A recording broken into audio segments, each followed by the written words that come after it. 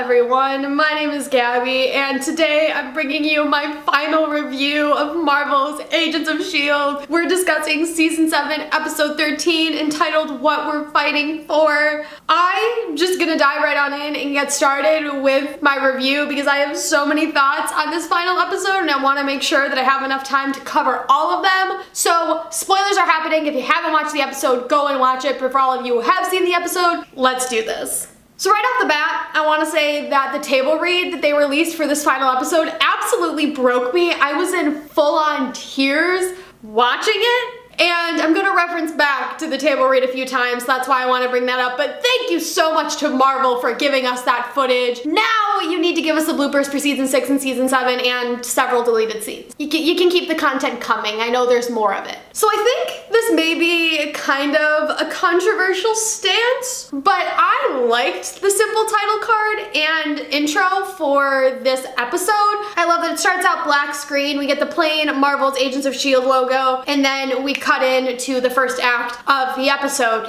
It's not overabundant, and I feel like we've been having lots of fun with the title cards in the 7th season, and so it was nice to just do something simple to acknowledge this show's origin and its roots, and to sort of not tie this episode to Season 7 and recognize the fact that it's the last episode. It felt more fitting that way, in my opinion at least. So the first act of this episode is officially but unofficially titled Departure. Jeff Ward came up with that name and brought it up during Elizabeth's live, and I was bouncing back and forth between watching the live and watching the episode, so I was fully having a meltdown over what was going on in the episode rather than paying attention to the live. So when I went back to rewatch the live and Jeff brought up that title, I fully lost it again. So many points in these two episodes where I'm just having full-on meltdowns. But that title is so perfect, like the pun is so perfect and fitting that it makes me feel slightly better about how all of this ends for Deke. So let's just unpack it, shall we? So number one, I want to say right off the bat that I am obsessed with the idea of Deke Shaw being the alt S.H.I.E.L.D. director in this new timeline. It is by far the greatest thing ever, and I'm really, really happy with that. But there's lots of other things that I keep thinking of that start to become cons to this really, really amazing pro. For one, I think about the fact that so much of his character was spent working towards finding a family and wanting a family and craving that more than anything else, and he finally finds it, and then his family just abandons him in the 80s, and he's stuck with no family again. That's really unfulfilling. I'm also thinking about the fact that he left his tech startup behind in the original timeline, so he's just no longer there to run that anymore. So I'm assuming Fitz and Simmons have just taken that over. I mean, in all fairness, they're the ones that originally created the tech that Deke was trying to sell. So also thinking about the fact that Deke never finds out about Alia, doesn't know that she exists. The fact that he's just left behind in the 80s to clean up their mess and has no resources, no knowledge of S.H.I.E.L.D. and its history to be able to know how to prevent certain things from happening or be able to potentially change the outcome of bad things that happen, find an alternative solution. He just has no knowledge because nobody ever bothered to talk to him about S.H.I.E.L.D. history or inform him of anything. So he's just left there with no resources, no Zephyr, no Quinjet. All the S.H.I.E.L.D. base is basically rubble, and is just expected to clean it all up and fix all of it. With no resources, with nothing to help him besides the other S.H.I.E.L.D. agents that are there. I know Deke is a crafty and resourceful guy, but I mean, that's kind of shitty, in my opinion, to just leave one person and be like, here, clean up our mess. I mean, there's something about it that doesn't sit well with me, but that all being said, I really love Deke as a character, and I think he almost recognized that he didn't fit in with these people, that he wasn't fully accepted as family by them. So him like saying multiple times that he would be okay with being in the 80s, that he's a rock god there, and the way that he just wants Daisy to be happy, his recognition of that, like all of it. I just love Deke Shaw so much, and Jeff Ward, this little portion during the table read fully got me. I loved this first act so much. Particularly his final conversation with Mac, the real like full circle development of that bromance, and Mac telling Deke to watch over little Alfie and that he knows that he will because he doesn't abandon his family or his friends, and Mac like fully coming to embrace Deke, even like seeing him probably as like an annoying little brother but recognizing that he has a good heart, and calling him Agent Shaw like he did at the end of season 6. And then that moment, that final final moment that we get of Deke's shot, this beautiful final moment where one of the SHIELD agents asks him, are you the new guy in charge? In that moment where Deke goes from being confused as to what they're asking of him to realizing what's being asked of him to being terrified of what's being asked of him to then fully embracing it with a single yes is the peak of acting. It was so good, and the facial expression and everything, it was perfect. And I'm gonna miss Deke so much. It makes me so sad that he's not on my television screen every week. And I need that Deke Shaw spinoff. I have so many possibilities. I could write a pilot for you right now. Okay, enough of that. You probably don't want to see any more of that. Let's just move on. The Quantum Realm VFX in this episode is amazing. It looks so good. Yes, Mark Coldpack. Yes, Fuse FX. Killing it. Ian's acting. I missed Ian so much. He just immediately comes back in to this episode as if he never left and is just throwing serves left and right with his acting. Him trying to get Gemma to remember Alia, not just the place that they went, but their daughter.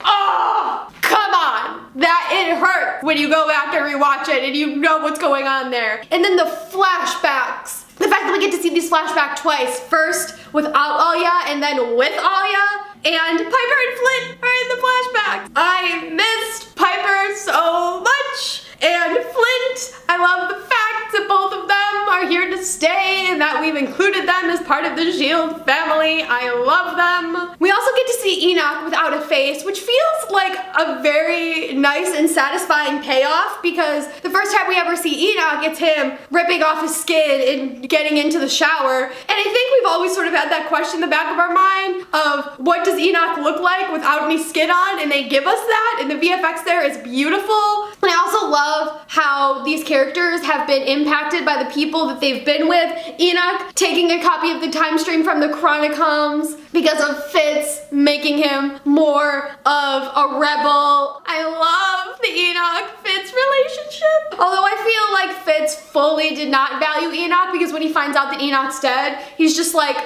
what? Okay, and just moves on. That doesn't feel worthy of how Enoch thought of Fitz in his final moments. Like it's not equal there, which is upsetting. Flint makes a portion of the time monolith, so he is crucial to this whole 7th season happening, which I love. And then Gemma and Fitz head to Alia, and we see all the flashbacks of them living out their life. Obviously they have a daughter, which Gemma doesn't remember yet, so we're seeing all of these flashbacks without her that she gets added into later. And then Gemma and Fitz jump back to the end of season 6, and Gemma says that she'll give Piper anything to guard the containment module. And what we're doing is essentially beautifully tying together the end of season 6 and the end of season 7. And Jed did such a good job of tying all these little loose knots together, and it absolutely blew my mind because I never would have thought that we would have had such an excellent tie-in. The writing here, like all the little tiny little details,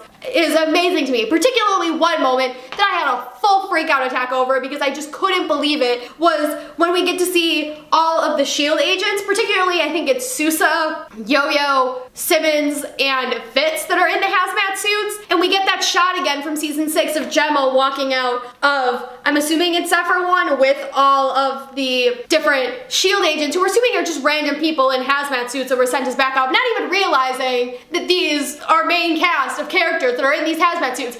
Never would I have watched the end of season 6 and thought that that would have been them in the hazmat suits. Who could have predicted that? Who could have thought that? It absolutely just blew my mind because there's no possibility, no universe in which anyone could have predicted that, and the writing there was just brilliant. And what a cool way of tying together the end of season 6 and the end of season 7 and like wrapping up this whole thing in a nice neat little bow. The writing there is brilliant and I absolutely love that. That was such a cool reveal. I want to specifically highlight and pull out this quote because it feels very self-aware. Sybil says, no matter the percentages, these people always beat the odds. And that felt like a very beautiful recognition of everything that these S.H.I.E.L.D. agents have gone through throughout these 7 seasons and how they've been put through like hell time and time again, and they continually manage to come out of it, and maybe they lose people and maybe they get into bad scrapes, but they always come out of it on top because they are just such a good team and work so well together and value family and each other and doing the right thing above all else. And it's just a really, really beautiful line, and I loved sort of the symbolism and the deeper meaning that was going on there, or at least that's what it felt like to me. And then in the next scene, we have lots of stuff going on. Daisy is taking out several of the Chronicoms. Coulson goes one way and is taking out more Chronicoms. Mac goes the other way to rescue Cora. We get a really great Daisy fight sequence. It's amazing to see how much her character has grown from being a part of the Rising Tide to now being like this amazing badass with these unreal fight sequences. It's so amazing also to see the fight choreography and how much style has changed from early season 1 to now.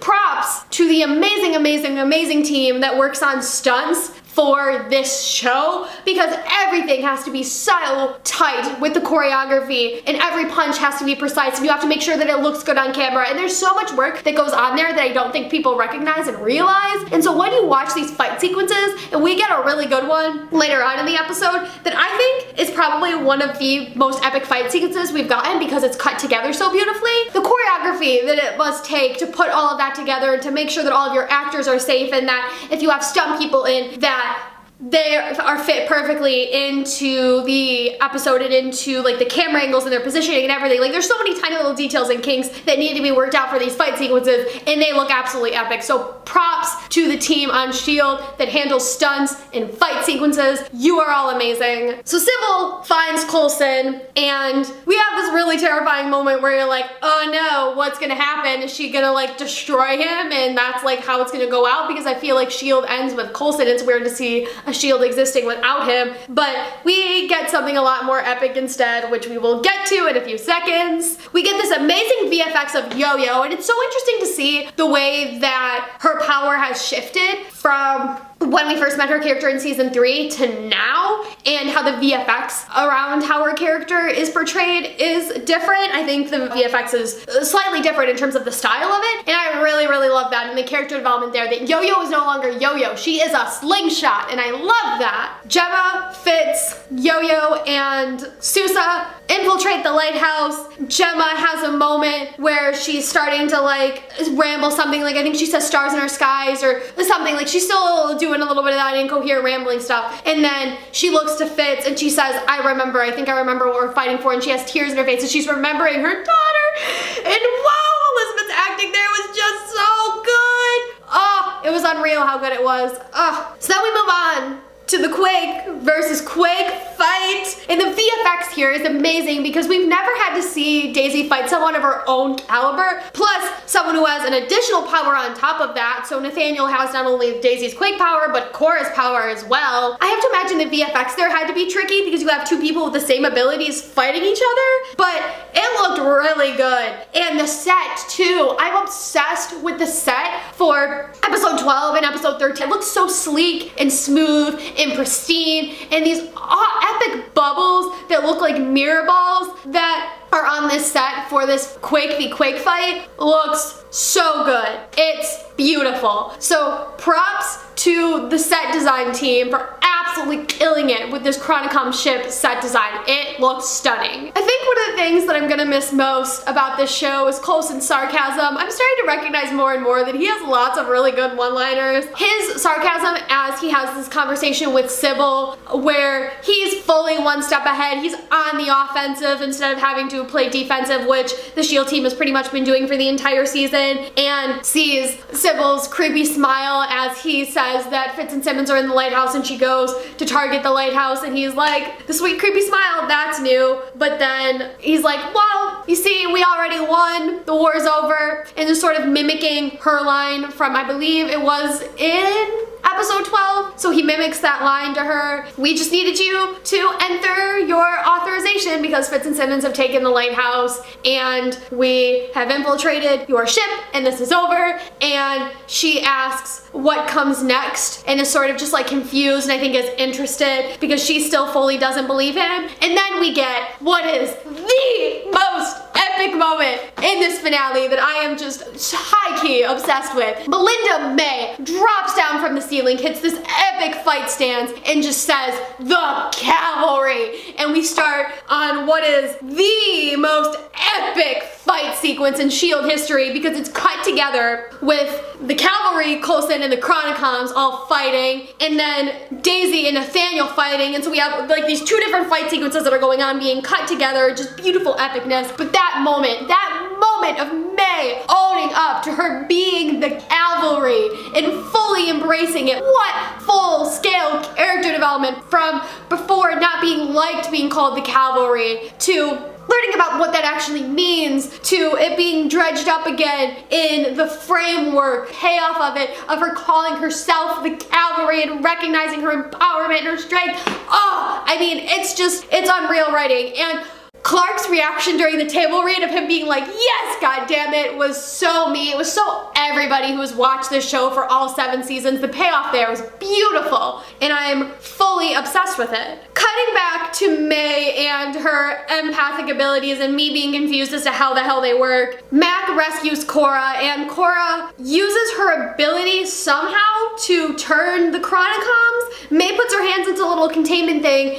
and Cora says something along the lines of like, I hope you know how to give the Chronicoms orders, and Coulson says we're not giving them orders, we're giving them empathy. So May is somehow able to project her empathy to the Chronicoms using Cora's light power or something. The VFX of it looks really, really freaking cool. Again, props to Mark Kolpak because he had some very intense VFX sequences that he had to deal with in this episode, and every single one of them look impeccable. And I love this moment. Like, it's a really cool triumphant moment because it's like the end of this battle, like the final stand, and it's a really cool moment. Bear score, beautiful, like all of this is stunning, but I'm just confused as to what's happening. Like, how does May give her empathy to the Chronicoms and then turning them into friends?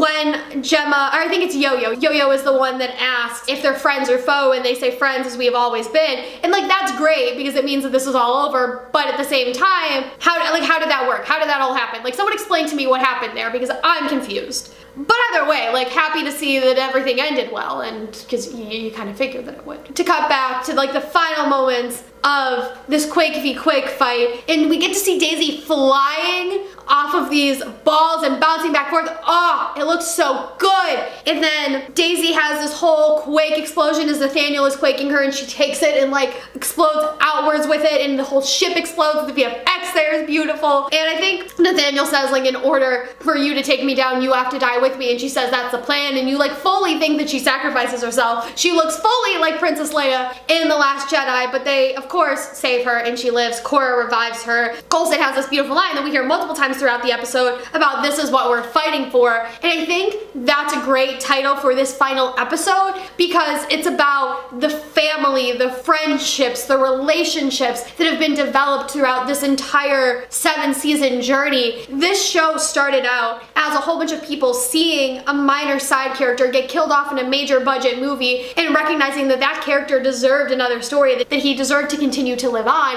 and that turning into an idea for a show which had to sort of claw and figure out what it is that it wanted to be and become its own story rather than feeling this need to be attached to this bigger universe and become even better when it did. And there's so many relationships and memories and moments that have been developed throughout that entire journey, and this is what we're fighting for is such a perfect encapsulation of that, and I love the repetition of that line throughout this entire episode. It's so meaningful, and I think is a really good note to end this finale on, and to have be the title of the final episode and have be the reoccurring theme throughout this episode, fighting for the family, for the relationships, for the people in your life who are important to you, and embracing them. So after what is a few moments for Piper and Flint, but quite longer for Gemma and Fitz, they come back to the containment module, and I think Piper opens part of it and sees that it's empty and Fitz is no longer in there and then says something like, we were guarding absolutely nothing, like, is confused. And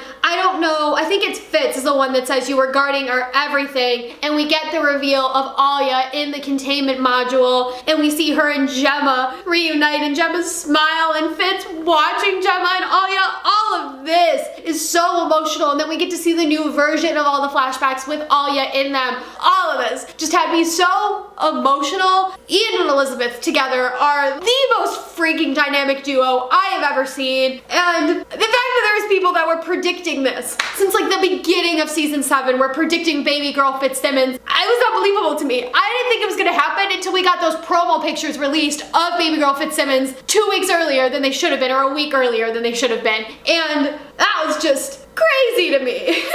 When I saw them, it was unbelievable. But wow, what a reveal. What an amazing way to cap off this season with the reveal of baby girl Fitzsimmons, Alya, named after Gemma's favorite constellation, the place where Gemma and Fitz had Alya. Wow. So then we cut to what is our epilogue for this show, for this 7th season, for the episode. It takes place a year later, and everyone is in Schwazy's and makes their entrances, and all of these chairs are in a circle, and we see Mac in a trench coat. We learn that Yo-Yo is going after an 084, that Alya is learning to swim, and Coulson has this really beautiful line about him saying that Alya is the best, and Clark's delivery there I'm particularly obsessed with. It's just so sweet and endearing the way that he says it, and I was fully moved by it. Daisy got Sousa a typewriter, and Sousa cried watching E.T. for the first time. That really got me. More and more reasons to love Daniel Sousa, and I'm happy for every reason I get. And we're seeing Coulson fully embracing his LMD self, really coming full circle with this idea. He said that it was going to take a year to reassess, and he is now in control of himself. We will talk about that in a few seconds once we get to sort of seeing each of the characters' individual endings, but he's happy to just keep living out his life, seeing the world, exploring, and is in no rush to shut down and turn himself off, which is nice to know that he's still out there and there's possibilities for him to come back, but I don't think he will. Like, I think he's fully served his time with S.H.I.E.L.D. and he needs to like have a break. But the possibilities, the fact that they're there is nice. It's a nice treat. There's a moment during this conversation when we see Daisy flicker and we recognize that the characters aren't actually meeting in person, but they're meeting using what is probably an altered version of the framework that works using these little pieces that are clipped to their temple. That's really cool that I think in that 1 year Fitz must have made a modified version and gave it to all of them so they could still communicate and meet. That's what the framework's supposed to be used for. And seeing something that was once horrifying for Fitz to have made and something that he so deeply regretted making and something that so deeply traumatized him, and him being able to use it, take it and recreate it for good, that's some excellent character development, and I love that. So we get this cute little moment where all the characters are in a joking way talking about all the many times that they've died, Coulson being like, I've died probably like 7 times, and Mac being a zombie, and Fitz dying, and like all of these jokes about how like they've managed to survive all of this, and Daisy makes a comment about how she isn't even alive in Deke's timeline, and then they're all like, Deke. Mac makes a comment about how the D is probably playing Madison Square Garden, and that just, like, that moment during the table read fully had me like spiraling, because Jeff is just there listening to this, and he's like, it said in the script, it says fondly, because both Elizabeth and Natalia just say Deke with like the most lackluster enthusiasm, and it just feels like the punches never stop coming for Deke and Jeff Ward till the very end. You have to embrace it as a part of the fandom, but you're also, as a Deke fan myself, I am just so annoyed at this point. I'm like, come on, stop already. I particularly love the moment where Henry tried to get out the D and then he just started laughing, and then Jeff started laughing at him and with him, and this whole little portion about Deke in the table read got me. Those are like, I just like talked about my 3 favorite moments during the table read. The Deke departure, Clark's reaction to the cavalry line, and then this moment where all the S.H.I.E.L.D. agents talk about Deke and him potentially playing Madison Square Garden. I love that though, and again, I have endless possibilities in my mind for the Deke Squad Deke Shaw spinoff. And this has just added more fuel to that fire. So let's talk about our characters' endings, shall we? Yo-Yo slash Slingshot, because she is not a yo-yo anymore, is on a mission with Piper and LMD Davis. Yo-Yo makes a comment about how Piper is starting to regret the thing that she asked Gemma for, and then we get to see what it is, and it's LMD Davis. I love that they brought back Max Osinski for the finale just to be LMD Davis. It's so beautiful. Piper and Davis forever. I love the fact that this is a thing. I love the fact that Piper asked for LMD Davis. I love Piper and Davis together. I miss the two of them. That just filled my heart with so much joy. Seeing the two of them together again, and Yo-Yo going out on missions, being a badass. May is now a professor at Coulson Academy, and Flint is one of her students, so Flint is training to be a SHIELD agent. And I find it so funny that Deke is stuck in the 80s in this alternate timeline, and now Flint is in the original timeline. The reversal there is it makes me sad. Because it would be nice to see the two of them together again, but it's fine. I think that it makes sense that May is a professor because she's always been everyone's SO. She's been a teacher and a leader and has helped so many people find their way into SHIELD, and it's nice to see her getting to share her experiences and teach at the SHIELD Academy, Coulson Academy.